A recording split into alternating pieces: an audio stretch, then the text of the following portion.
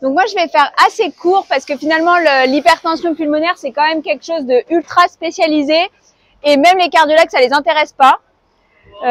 Non, c'est les pneumologues généralement qui font ça. Je suis hyper triste parce que Oni est pas là et du coup, elle peut pas discuter.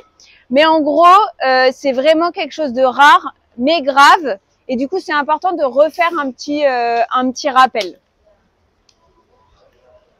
L'hypertension pulmonaire, globalement, c'est une élévation de la pression artérielle pulmonaire moyenne et c'est défini au cathétérisme cardiaque droit.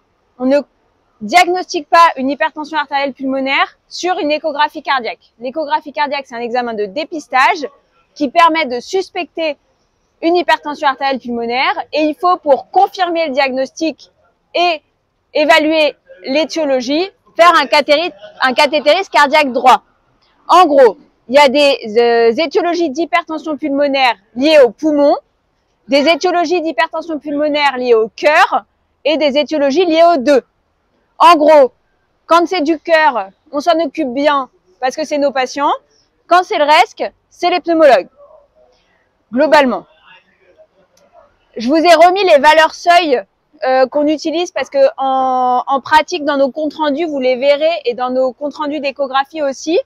En gros, une pression normale dans l'artère pulmonaire, c'est aux environs de 14 mm de mercure. À partir de 20 mm de mercure, on parle de pression moyenne. Dans nos échographies, vous verrez la pression maximale. Du coup, c'est pas tout à fait les mêmes valeurs. Donc, la pression moyenne, c'est 20 mm de mercure. Quand c'est au-dessus de 20 mm de mercure, on parle d'hypertension pulmonaire. Il faut faire un bilan et il faut rechercher la cause. Ensuite, si la pression d'occlusion pulmonaire mesurée au cathétérisme droit, elle est plutôt faible, on pense que c'est pulmonaire. Si elle est plutôt élevée, donc à plus de 15 mm de mercure, on pense que c'est cardiaque. En pratique, souvent, on le sait déjà parce que le patient, s'il a un problème cardiaque, on le sait. Là, on voit pas très bien, mais c'est l'algorithme des recos sur l'hypertension artérielle pulmonaire et je le trouve assez bien fait. En gros, il y a 5 catégories d'hypertension pulmonaire et c'est important de faire la différence parce que le traitement est pas du tout le même. C'est pas les mêmes causes, c'est pas les mêmes traitements. On commence à gauche parce que c'est la préférée de ceux qui ont fait les recommandations. C'est l'hypertension artérielle pulmonaire. C'est une maladie spécifique liée à une prolifération dans les vaisseaux pulmonaires des cellules pulmonaires. Donc en gros, il n'y a pas de cause, mais par contre, c'est très rare, mais on a des traitements médicaux. Donc c'est pour ça que il faut savoir si c'est une hypertension artérielle pulmonaire. On met des traitements médicaux et les gens, ils meurent moins. Ensuite, il y a l'hypertension pulmonaire qui est liée aux pathologies cardiaques gauches. Et ça, globalement, c'est toutes les pathologies cardiaques, dans leur évolution et dans leur gravité, évoluent vers une hypertension pulmonaire, puis une insuffisance cardiaque droite, et donc une insuffisance cardiaque globale. Et c'est un tournant évolutif dans la maladie. Globalement, quand tu as une insuffisance cardiaque droite qui s'installe sur les cardiopathies gauches, c'est des patients qui sont plus graves. Ensuite, et c'est la même chose dans les maladies pulmonaires, il y a une maladie pulmonaire à l'origine, se développe une hypertension artérielle pulmonaire, c'est aussi un tournant de gravité dans la maladie qui évolue vers l'insuffisance cardiaque droite et les patients qui sont de plus en plus graves. Ensuite, on a un troisième type d'hypertension pulmonaire et c'est celui qui nous intéresse aujourd'hui, c'est ceux qui sont associés à la maladie thromboembolique veineuse. Dans la maladie thromboembolique veineuse, chez certains patients, toujours les plus graves, va se développer une hypertension artérielle pulmonaire et on va en reparler après, les traitements sont pas du tout les mêmes que dans les 3 autres catégories. Dans le premier, c'est les traitements médicaux qu'on détaillera pas aujourd'hui. Dans le deuxième, c'est le traitement de sa cardiopathie gauche. Dans le troisième, j'ai trop parlé sur la diapo. Dans le troisième, c'est le traitement de sa pathologie pulmonaire sous-jacente. Et dans la maladie thromboembolique veineuse, on le reverra après. Et après, il y a celles qu'on ne sait pas classifier. En pratique, c'est les maladies de système. Le plus souvent, c'est le VIH et la sclérodermie.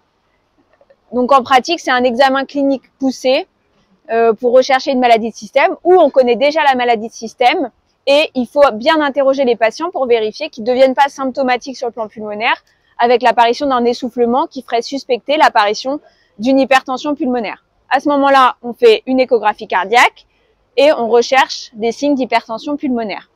Comme vous le voyez, tout ça, en fait, à part les pathologies liées à l'insuffisance cardiaque et toutes les pathologies cardiaques, c'est des maladies qui sont rares. La stratégie thérapeutique, je vous l'ai dit, elle n'est pas du tout la même en fonction des différentes étiologies.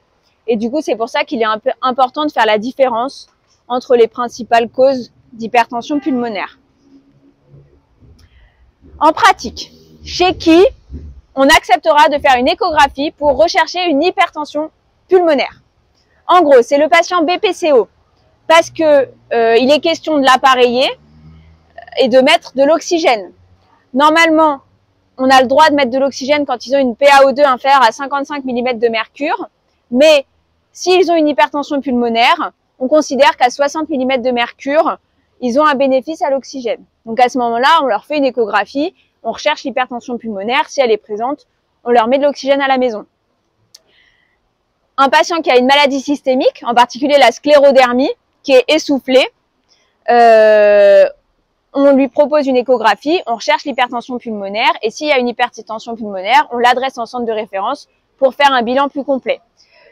J'ai essayé de savoir si le BNP avait une valeur suffisante pour permettre de différencier les patients qui auront une hypertension pulmonaire ou pas, et en fait c'est pas très clair. Je pense qu'au tout début ils ont un BNP qui est négatif, mais probablement qu'ils sont très peu symptomatiques. À partir du moment où ils deviennent symptomatiques, il y a une élévation progressive du BNP, mais il n'y a pas de cut-off pour le moment évident dans la littérature. Le suivi d'une cardiopathie évidemment, mais du coup eux on les voit régulièrement, c'est pas un souci.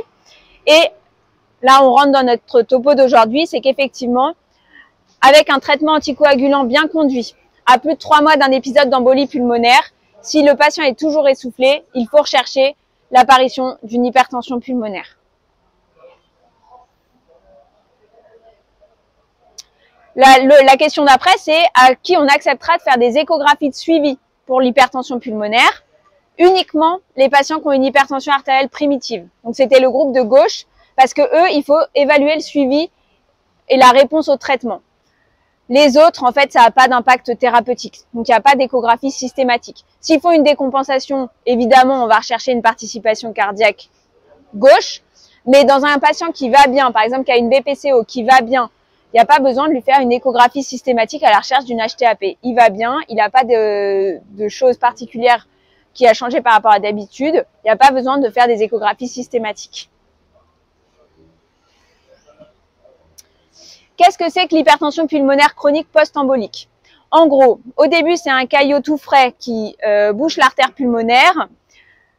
Soit le système anticoagulant réussit à dissoudre complètement le caillot et l'artère pulmonaire est libérée, soit il se forme autour en fait de ce caillot de la fibrine qui solidifie le caillot et qui le moule sur les artères pulmonaires. Ça, c'est l'hypertension artérielle chronique post-embolique. Le caillot, il obstrue la circulation au niveau des troncs proximaux, il y a un remodelage vasculaire qui se crée et l'apparition d'une hypertension artérielle pulmonaire. Évidemment, plus l'épisode, le petit tableau, en fait, c'est les facteurs de risque d'évolution vers une hypertension artérielle pulmonaire, une hypertension pulmonaire, pardon. Plus l'épisode initial est grave, plus le risque d'apparition d'une hypertension pulmonaire est important. Si le patient, il n'en est pas à son premier épisode d'embolie pulmonaire, il est plus à risque de faire une hypertension pulmonaire chronique. S'il a un gros thrombus initial, c'est le cas aussi. S'il a des signes d'insuffisance cardiaque droite aiguë et donc en fait on est sur une embolie pulmonaire importante, il a plus de risque d'évoluer vers l'hypertension pulmonaire chronique. De même, s'il a des signes d'insuffisance cardiaque droite qui préexistent, peut-être qu'il avait en fait déjà fait plusieurs épisodes d'embolie pulmonaire et que la récidive à nouveau favorise l'apparition d'une hypertension pulmonaire post-embolique. Ensuite, il y a le terrain du patient. Et là, je le savais pas moi en faisant le topo, mais en gros, si tu as des chintes, par exemple une CIA ou une CIV, tu es plus à risque de faire une hypertension pulmonaire. Si tu as été splénectomisé aussi, la cause de l'embolie pulmonaire peut influer sur l'apparition d'une hypertension pulmonaire. Et donc, le fait d'avoir une thrombophilie ou un SAPL, c'est plus à risque de développer une hypertension pulmonaire.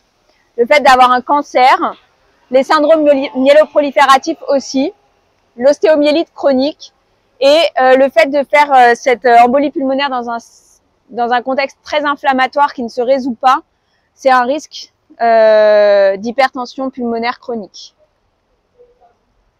Pourquoi il faut absolument réévaluer les patients à 3 mois? Il faut les réévaluer cliniquement pour savoir s'ils sont toujours essoufflés. Parce que s'ils sont essoufflés, il faut rechercher l'hypertension pulmonaire chronique et on a des traitements à leur proposer. C'est pas des traitements simples et donc tout le monde n'est pas éligible à ces traitements, mais c'est quand même des traitements. Le premier, c'est que si c'est des thrombus très proximaux, on peut les retirer chirurgicalement. On fait une endartériectomie chirurgicale et on retire le caillot du tronc de l'artère pulmonaire. La deuxième option, si c'est pas sur les gros troncs proximaux et que du coup la chirurgie va pas atteindre ces artères pulmonaires, on peut proposer une angioplastie. Donc on traverse le caillot, on déploie un stent et comme sur les artères coronaires, on débouche les artères pulmonaires.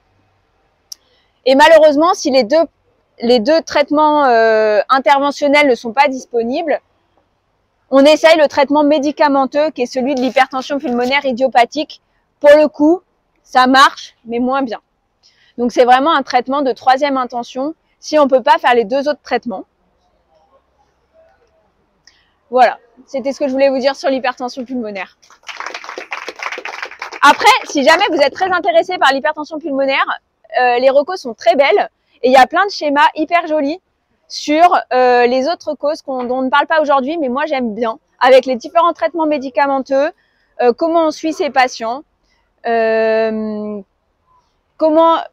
est le remodelage pulmonaire quand c'est de l'insuffisance cardiaque, comment est le remodelage pulmonaire quand c'est de l'insuffisance respiratoire et les différents traitements. Donc c'est très bien résumé. Voilà, merci de votre attention.